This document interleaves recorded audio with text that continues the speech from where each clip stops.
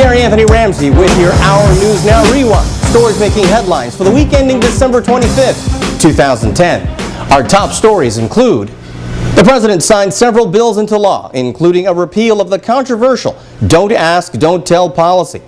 The FCC creates rules to regulate the American internet. The LAPD releases pictures of more potential victims of the grim sleeper murders. A cigarette maker will cough up millions after a jury finds that it targeted the black community. Residents of the Ivory Coast brace for another civil war. And actor Tracy Morgan is recovering after getting a new kidney. Our top story: Barack Obama signed several pieces of legislation into law as the lame duck session of the 111th Congress comes to a close.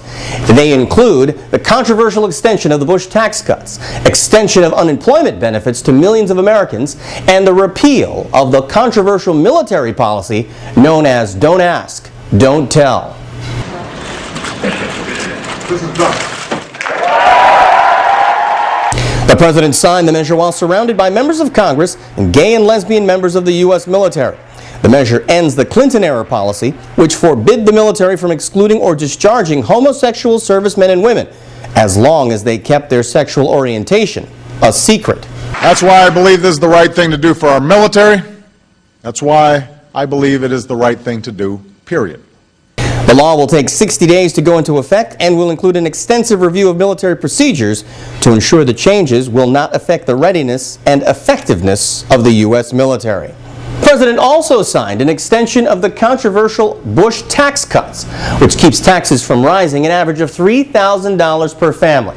As a result of that deal, Republicans agreed to extend unemployment benefits for some 2.5 million people whose benefits ran out on December 1st. Congress also agreed to the START nuclear treaty with Russia. Well, the government also made changes which could affect how you see Our News Now or any other online content provider. In a vote of 3-2, the FCC approved new rules that will now govern the American internet. The new guidelines, referred to as net neutrality, seek to prevent companies with high-speed internet access from blocking or discriminating against competitors. If you want to access a Facebook application on your cell phone, you should be able to.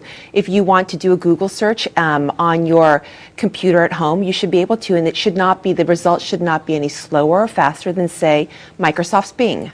The new rules are expected to take effect next year, but Republican lawmakers have vowed to block it in Congress when the new session starts in January. Well, setback for the Obama administration as a Virginia judge rules part of the health care reform law unconstitutional. It's seen by some as the beginning of the end for what conservatives often refer to as Obamacare. Federal Judge Henry Hudson said the part of the plan that requires individuals to buy health insurance and would penalize them for not having it amounts to an illegal tax. The judge did not, however, find fault with other parts of the law. The suit was brought by Republican Tea Party favorite Ken Cuccinelli, who's the Attorney General of Virginia.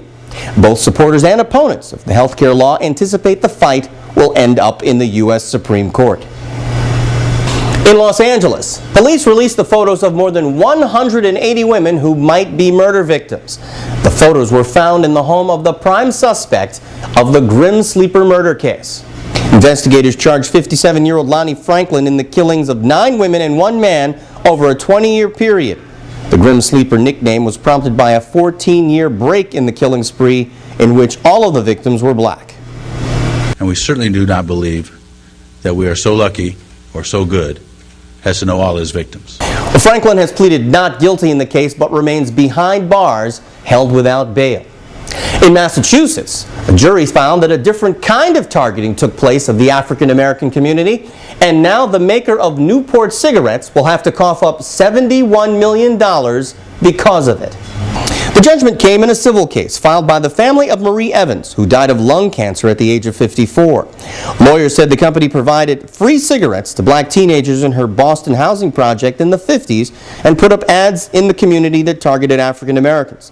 She said in a videotaped deposition that she was hopelessly addicted to the product and that she knew it would take her life. The manufacturer, Lorillard, which is based in Greensboro, North Carolina, also makes Kent, True, Old Gold, Maverick, and Max cigarettes. In Missouri, a student DJ is on the mend after he says he was put in the hospital by police officers who worked for the University of Missouri at St. Louis. Police say that 46-year-old Brian Massey was arrested for disturbing the peace, trespassing, resisting arrest, and the felony of assaulting a police officer. But witnesses say Massey, who's a student at the college, presented his ID when asked by officers. They also say that officers grabbed his right wrist, and after Massey pulled his arm away, the cops began to beat and kick him to the ground. Both the university and its police department have said they are investigating the incident. In New York, Governor David Paterson commutes the sentence of a man who was convicted of killing a white teenager in his driveway back in 2006. John White was convicted of manslaughter in the shooting death of 17-year-old Daniel Ciciaro. White claimed at trial that, reminiscent of a lynch mob, Ciciaro and a group of other white teens turned up at his house in the middle of the night, yelling racial slurs and demanding to see his 19-year-old son. Armed with a handgun, he says he walked out to tell the boys to leave and that the gun went off after Ciciaro tried to grab it. I just want to thank God that I'm out and able to come home to my family on this Christmas time. I want to also thank the governor. Governor Paterson said everyone involved in the case had suffered enough. In your Our News Now World Wrap, the Ivory Coast continues to inch toward civil war as the man who continues to call himself president refuses to concede an election the United Nations says that he lost. Laurent Gbagbo remains in charge of key government elements in that country, including the army. Despite mounting international pressure to step down, Gbagbo is claiming victory in the recent election. He's now telling 10,000 United Nations peacekeepers to leave or face punishment. The UN says Alassane Ouattara is the winner of the contest by a clear margin of 10%. He was sworn in last week as president but remains under the protection of United Nations forces in the Ivory Coast. Many foreign countries are urging their citizens to leave. In Jamaica, a WikiLeaks cable release suggests that an alleged drug kingpin was getting help from the mayor of Kingston and other high-ranking government officials. The leaked cable says that Christopher Dudas Koch, who was extradited to the U.S., acted as an arm of the Jamaican government by policing his slum, administering welfare programs, and ensuring that voters backed the government party at elections. In return, Koch was awarded lucrative government contracts. Kingston Mayor Desmond McKenzie lobbied against a U.S. extradition request for Koch, warning U.S. Embassy staff of severe repercussions if it went ahead. Koch is awaiting trial on murder and drug charges. In Japan, it appears there is a new king of the Japanese commercial circuit, but the actor isn't from Tokyo or from Kyoto, but rather from Brooklyn, New York. 33-year-old Dante Carver is now the most sought-after commercial actor in Japanese TV. Originally, he did spots for a cell phone company. With the ad campaign running successfully into its fourth year, the offers are now flooding in. When Carver left for Japan several years ago to pursue a dream of acting, family and friends said he was crazy. In entertainment news, someone who often plays a crazy person on television is recovering from a very serious operation. Actor Tracy Morgan is on the mend after receiving a kidney transplant. Morgan, who is 42, had the operation back on December 10th. He was diagnosed with diabetes 15 years ago, which ultimately damaged his kidney over time. The Saturday Night Live and 30 Rock comedian once said in an interview he didn't take the illness seriously until a doctor told him he could lose his foot or worse. Morgan's publicist says the actor should be back taping 30 Rock in a few weeks. In sports, not one but two African Americans break into the professional ranks of golf after going through the brutal qualifying process known as Q School. Last month, Stanford University graduate Joseph Bramlett became the first African American male in 25 years to advance past the PGA's Tour qualifying school.